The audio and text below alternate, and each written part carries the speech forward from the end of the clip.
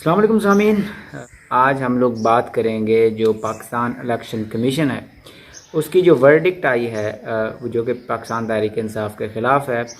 ہم اس کا احاطہ کرنے کی کوشش کریں گے اور ہم اس بات کا بھی احاطہ کرنے کی کوشش کریں گے کہ کس طرح پاکستان میں جو الیکٹورل پروسیس ہے اس کو ڈسپیوٹڈ بنایا ہے آپ کے الیکشن کمیشن آف پاکستان نے، کس طرح سے اس کے عہدیداران ایک بائسڈ اپروچ لے کے پاکستان کی جمہوریت کا جنازہ نکال رہے ہیں اور وہ اپنی کانسٹیٹیوشنل ڈیوٹیز کو جو ان کو کرنی چاہیے وہ کرنے میں ناکام ہو گئے ہیں۔ تو سب سے پہلے جناب آج جو ڈیسیجن آیا ہے اس میں پی ٹی آئی نے 4 قسم کی اپیلز کی تھی۔ پہلی اپیل تو یہ تھی کہ ان کا ریکارڈ جو ایف آئی اے ضبط کر کے لے گئی تھی ایک پولیٹیکل پارٹی کے دفتر پہ چھاپہ مار کے، وہ واپس کروانے کی جو ہے وہ آپ ایک اجازت دیں، یعنی ایک ججمنٹ دیں، وہ بھی ریجیکٹ ہوگی۔ دوسرا یہ تھا کہ ای سی پی جو پروسیڈنگ چلا رہی ہے انٹرا پارٹی الیکشنز کے ریلیٹڈ، وہ 12 جولائی کا جو فیصلہ ہے جس میں پاکستان سپریم کورٹ کے 8 ججز نے پی ٹی آئی کے حق میں فیصلہ دیا تھا کہ ان کو ریزرو سیٹس ملنی چاہیے، اور اس سے کوalition کی جو 2/3 میجورٹی ہے اس کو ایک بہت بڑا دھچکا پہنچا تھا، وہ آنے تک یہ جو پروسیڈنگ ہیں وہ سٹاپ کر دی جائیں، وہ بھی جو ہے وہ ریجیکٹ ہو گیا ہے۔ اس کے ساتھ ساتھ 2 اور جو پروسیڈنگز تھی جن کے بارے میں ان کو اسٹیک کہا تھا، وہ بھی جو کمیشن ہے اس نے اس کو بھی ریجیکٹ کر دیا ہے۔ تو سامعین، پاکستان کا جو الیکشن کمیشن ہے اس کا کام صرف ایک ہی ہوتا ہے، 5 سال کے اندر صرف ایک کام ہوتا ہے اس کا، اور وہ یہ ہوتا ہے کہ اس نے فری اینڈ فیئر الیکشنز کو آرٹیکل 217 اور آرٹیکل 218 ہے، اس کے تحت فری اینڈ فیئر الیکشنز کو کنڈکٹ کروانا ہوتا ہے۔ مگر جو 12 جولائی کے الیکشنز تھے، ہم نے جب دیکھا ان میں بہت سارے لیکوناز ہمیں نظر آتے ہیں۔ ہم انہی کا احاطہ کریں گے اور ثابت کریں گے جو موجودہ الیکشن کمیشن آف پاکستان کے آفیشلز ہیں ان کو کالا ڈے کرنا چاہیے، ان کو جو ہے وہ استعفیٰ دے دینا چاہیے اپنی پوزیشن سے، تاکہ وہ راستہ ہموار کریں ان لوگوں کا، ان آفیشلز کا جو کہ الیکشن کمیشن آف پاکستان میں اپنی صحیح طرح سے ڈیوٹیز دیں اور الیکشن کمیشن کا جو صحیح مقصد ہے وہ پورا کیا جا سکے، اس کا کانسٹیٹیوشنل ڈیوٹی کو پورا کیا جا سکے۔ تو سب سے پہلے جو الیکشن کمیشن نے غلط کام کیا وہ یہ ہے کہ جیسے بھی رزلٹ آتے ہیں تو رزلٹ ایک دن میں فائنلائز ہو جانا چاہیے، بلکہ 12 گھنٹے میں ہو جانا چاہیے اس ڈیجیٹلائز دور کے اندر، جب کہ آپ انسٹنٹلی کسی کے ساتھ بھی کنیکٹ کر سکتے ہیں۔ تو ہم نے دیکھا کہ جو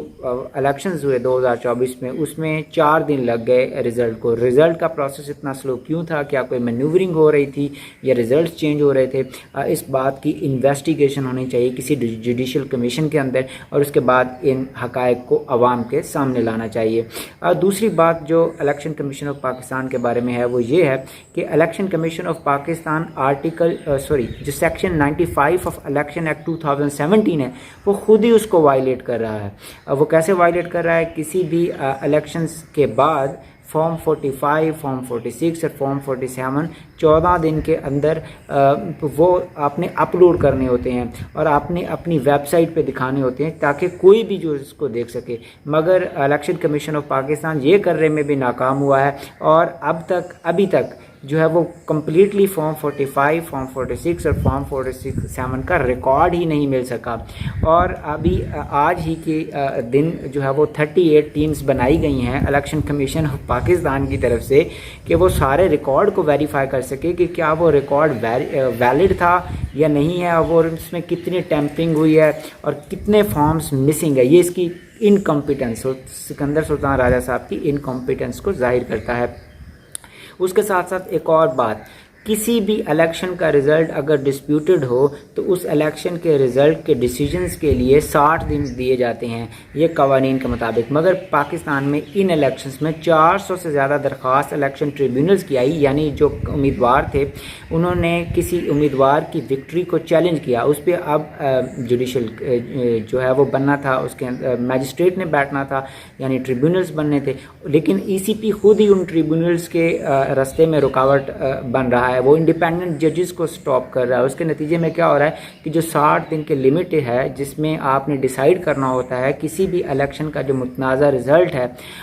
اس کو ڈیسیجن کرنا ہوتا ہے کہ کون ٹھیک ہے کون غلط, اور اس کو ہائی کورٹ کے ججز کرتے ہیں, وہ کرنے میں بھی فیل ہو گیا ہے. تو ان ساری چیزوں سے یہ ثابت ہوتا ہے کہ جو ای سی پی ہے, الیکشن کمیشن آف پاکستان ہے,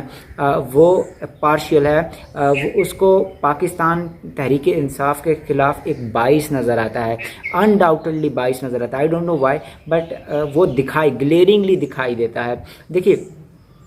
جو ای سی پی ہے اس کو انٹرا پارٹی الیکشن جو ہیں وہ صرف پاکستان تحریک انصاف کے دکھائی دیتے ہیں, اس کو باقی کسی پارٹی کا دکھائی نہیں دیتا. مثال کے طور پہ اگر ہم ریئل معنوں میں دیکھیں کہ کون سی پارٹیز جو ہیں پاکستان میں ان ڈیموکریٹک ہیں, تو اس میں پاکستان مسلم لیگ نون ہے, جمعیت العلماء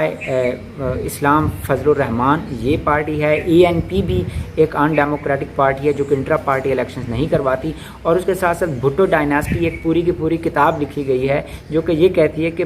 جو پاکستان پیپل پارٹی ہے وہ بھی ایک ان ڈیموکریٹک پارٹی ہے. مگر جو ای سی پی ہے اس کو ایک ہی چیز دکھائی دیتی ہے, وہ کیا ہے, وہ ہے پاکستان تحریک انصاف کے انٹرا پارٹی الیکشن. یعنی اس پارٹی کو میں نے کیا کرنا ہے, میں نے ڈیموکریٹک بنانا ہے, باقی پارٹیز نہ بھی ہوں تو چل جائے گا, یہ پارٹی ڈیموکریٹک ہونا بہت ضروری ہے کیونکہ اس کا لیڈر جو ہے وہ شاید ان کو پسند نہیں ہے. تو مجھے امید ہے کہ آپ کو اس لیسن سے یہ ثابت ہوا ہوگا کہ پاکستان میں الیکشن کمیشن آف پاکستان اپنا رول ادا نہیں کر رہا, اور اس کی وجہ سے پاکستان کی ڈیموکریسی بہت